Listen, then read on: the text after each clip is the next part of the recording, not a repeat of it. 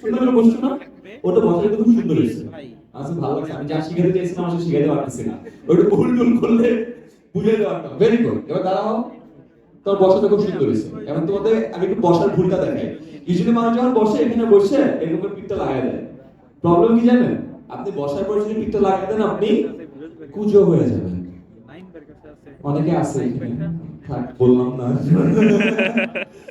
ছোট্ট একটা রুল হলো, আপনি যেখানে আছেন সিটে বসার পরে একদম সিটে পিছে চলে যেতে হবে, একদম পিঠে পিঠ লাগিয়ে দিয়ে তারপর যখন আপনি সোজা হবেন দেখবেন অটোমেটিক্যালি সিট দ্বারা সোজা হয়ে গেছে। সোজা হয়ে গেছে। খেয়াল করছেন জিনিসটা? এইটা এই যে বসার পরে যে পিছে যাইতে হয় এবং গেলে যে সিট দ্বারা সোজা হয়ে যায়, এটাও কিন্তু সেলফ অ্যাওয়ারনেসে থাকা লাগে। আমাকে এটা একজন শিখাইছিল, সেটা হলো মডেল নোবেল। কে চিনেন নোবেল? হ্যাঁ। উনি, আমি অনেকগুলো কোম্পানি যাইতাম একসাথে, যখন রবিতে ছিলাম আমার রবির সাথে কাজ করতাম, আমি দেখতাম যখনই বসি উনাকে দেখে স্মার্ট লাগে, আমারে দেখে এরকম লাগে।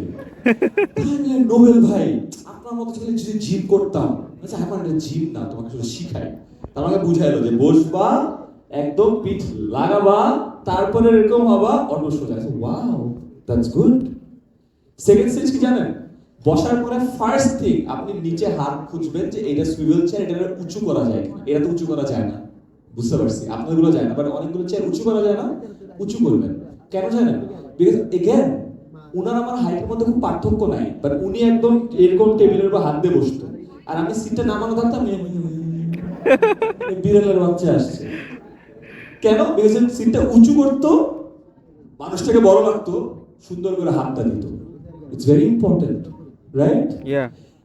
তারপরে আমি খাতা কলম টলম নিয়ে দিয়ে দিতাম না, জাস্ট হাতটা এইভাবে রাখতো আর আমি খাতা কলম নিয়ে বেরিয়ে যেতাম। এই যে ইমপ্রেশনটা, এটা দেখেই কিন্তু আমার এবং তার ব্যাপারে সামনের মানুষের ইমপ্রেশন চেঞ্জ হয়ে গেছে না? খুব সিম্পল, বসা, দ্যাটস ইট। সুইভেল চেয়ারটা উঁচু করা, হাতটা সুন্দর করে রাখা, দ্যাটস ইট। আমি জাস্ট এটা বলার রিজন হলো সূক্ষ্ম থেকে সূক্ষ্ম জিনিস, তুমি কিভাবে বসছো, কিভাবে দাঁড়িয়ে